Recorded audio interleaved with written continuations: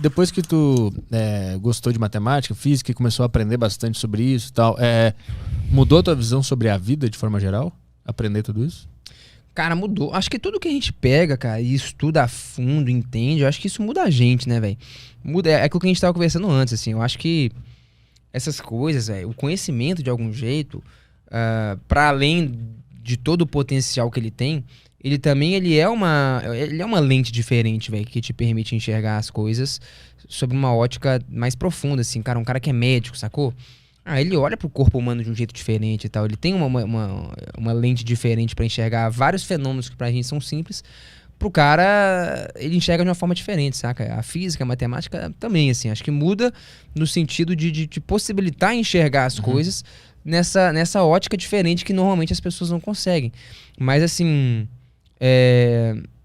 acho que é mais isso, assim. É mais no sentido de te possibilitar ler a realidade numa dimensão distinta. Mas não de tipo assim, cara, sei lá, o cara ficou muito analítico, muito maluco, números. Não, eu continuo sendo o mesmo cara. Mas eu digo assim, sobre o mistério da vida, assim, tu passou a acreditar em Deus, passou a acreditar mais em Deus, não acredita? Ah, tá.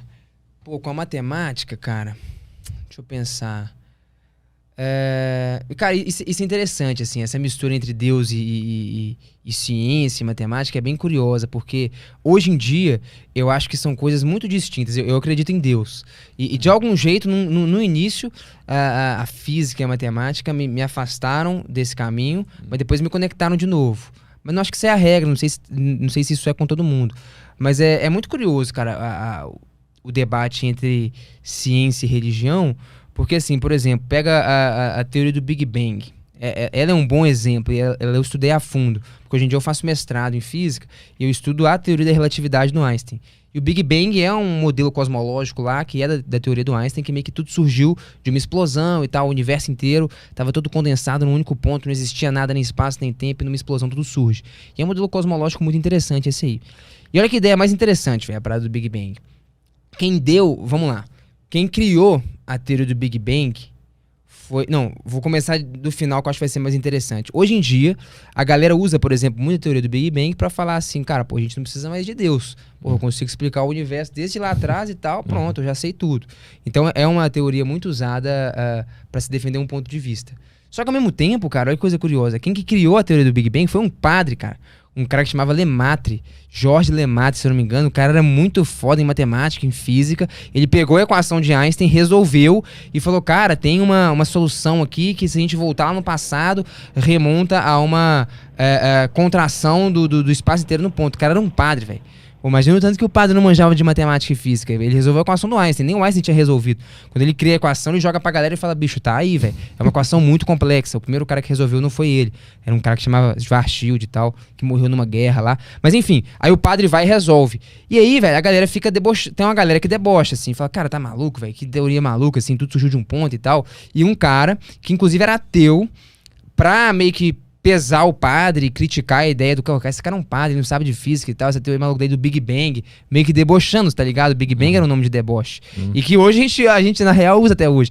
Então você olha que parada mais maluca, cara. A parada do Big Bang, que hoje em dia é usada pra se defender muita ideia de que a gente não precisa de Deus, foi criada por um padre e o nome foi dado por um cara que era ateu, que na verdade era pra debochar do padre, e o padre mesmo, meu irmão, nem tava vendo talvez, sei lá, Deus, né? Galera, nós somos estudando física, que o Galileu tem uma frase legal, quando ele é condenado pela igreja, por conta da visão de mundo heliocêntrica, né? Quando ele fala, cara, não é a Terra que tá no centro e todo gira em torno da Terra e nós somos o centro do universo e tal. Quando ele coloca a ideia de que o Sol tá no centro, a igreja pesa em cima e, enfim, condena ele. Depois ele volta atrás e tal, mas tem uma frase dele que eu acho legal, que ele fala assim, cara, a igreja, ela pode saber o caminho dos céus, não tem problema nenhum. Ele inclusive era católico e tal, ele não era ateu, mas ela não precisa necessariamente saber como os céus caminham. Ou seja, meu irmão, vocês estão estudando uma coisa, o caminho para os céus. Eu quero estudar como é que os céus caminham, como é que as coisas se movimentam, são coisas distintas e tal. Então, enfim, eu acho que são coisas muito distintas, assim. Pra mim, no caso, chegando aí, então agora na resposta à pergunta, pra mim, num primeiro momento, serviu pra me afastar, depois serviu pra me conciliar. E eu não sei qual que é a regra nisso aí não, cara, mas hoje em dia eu só vejo como coisas bem distintas. Eu acho que elas podem se associar e uma coisa pode alimentar a outra, mas acho que não precisa ser assim. Acho que é bem a ideia do Galileu, cara. Uma coisa é o caminho dos céus e a outra é o estudo da natureza, né? Como é que os céus caminham. São coisas meio distintas. Mas como é que tu te conciliou de novo depois? Cara, eu acho que assim, depois de estudar muito, assim, no meu caso, ver a regularidade, velho, das coisas que funcionam e tal, isso de algum jeito, pra mim, velho, me remete a uma inteligência, saca? Uhum. Tipo assim, a gente tá conversando de várias coisas malucas aqui e tal. Aí, por exemplo, quando você mesmo fala assim, cara, o número.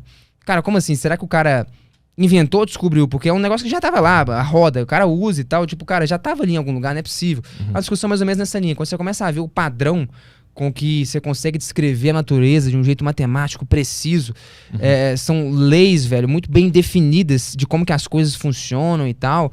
É uma regularidade muito grande, cara, que beira até o artístico, assim, de você ver, caceta, velho, que doido isso aqui. Tipo, a equação do Einstein lá, cara, uma equação desse tamanho que tem centenas e milhares de anos de conhecimento humano ali, velho. Como é que funcionam os planetas, aí ondas gravitacionais e vários padrões de como é que a natureza funciona, tudo numa equaçãozinha assim, cara.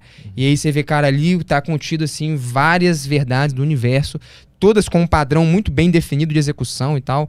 Ali, nesse sentido até, eu tendo a acreditar que o cara tá mais descobrindo a coisa do que criando. Porque tu tem um padrão muito perfeito de como que acontece, assim. É difícil você sacar, você acreditar que o cara só criou aquilo e não descobriu. Mas enfim, nesses caminhos aí, nessas veredas, cara, de algum jeito eu acho que você esbarra com... Você pode esbarrar, acho que você não precisa esbarrar. No caso, eu esbarrei, né? Acho que essa experiência é bem pessoal. Porque eu tenho colegas que na verdade... são grandes físicos e tal, muito inteligentes, e eles, no caso, são ateus. Então, acho que foi meu caminho pessoal. De algum jeito, eu esbarrei com essa parada meio metafísica, assim, meio transcendente e tal. Que pra mim fez muito sentido, sabe? Tu acha que quanto mais matemática tu conhece, mais tu tá conhecendo Deus? Pra mim, sim. Pra ti, pra claro. mim, é. Uhum. É tipo a ideia do Galileu lá. O Galileu tinha essa ideia também, né, cara? Cara, nós estamos desvendando a linguagem que Deus usou pra escrever o universo e tal. Mas pra muitos caras e muitos grandes físicos matemáticos não era assim. Então acho que isso é bem particular mesmo. Tem uma coisa que eu li sobre o Big Bang há um tempo atrás, que na verdade o Big Bang ele prova que Deus existe.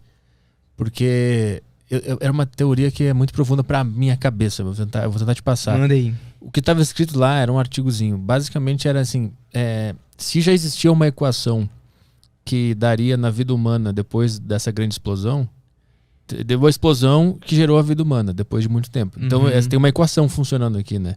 Que o resultado é vida humana. Essa equação já existia antes da explosão, né? Como possibilidade. O mundo das ideias lá. Porque se não existisse essa equação dando o resultado da vida humana, ela nem teria sido colocada em prática. Então isso é meio que um indicativo que essa equação, que é uma inteligência, que já estava por trás, né? Já estava lá no mundo das ideias, das possibilidades. Caso ela não existisse, só ia explodir, não acontecer nada. Eu acho que essa parada aí, bicho, é uma parada meio que pessoal. Eu acho que o Big Bang não prova que Deus existe, nem prova que ele não existe. Eu acho que ele é uma teoria científica que explica muito bem uma parada. Eu acho que essa interpretação mais espiritual, ela é particular mesmo e ela foge do escopo da ciência. O cara que criou a teoria era um padre, ele nem tá falando de Deus. Ele falou, galera, a equação funciona assim, ó. E tal. Então, assim, nós estamos explicando como é que a coisa funciona. Porque, assim, você pode tanto falar, né? Pô, então se surgiu de um ponto, não precisa de Deus. Ou um cara fala, não, então esse ponto ali foi o estralo de Deus. E sei lá, acho que essas coisas são meio particulares, saca? A teoria, no fundo, acho que esse é o ponto. Ela não diz nada disso. E nem tá interessada nisso, saca? É a gente que tá interessado em de algum jeito, dar significados às coisas. Filosofar. Que façam sentido pra gente e tal. Que a gente sempre quer fazer, na real, né? Mas que foge um pouco ao escopo da ciência. Tipo, a ciência, ela é muito... Eu acho esse um caráter muito interessante dela. Ela é muito objetiva e crua no que ela quer fazer. Tipo o Newton, quando criou a teoria da gravitação, ele falou, galera, é assim que funciona e tal. A força que mantém os corpos em órbita é desse jeito, etc e tal. E alguém um dia foi e perguntou pro Newton, cara, mas como é que essa força funciona? Cara, desculpa, como é que funciona? Não, como é que funciona ele escreveu, né? Mas de onde que vem isso aí? Falei, galera, não sei lá, bicho.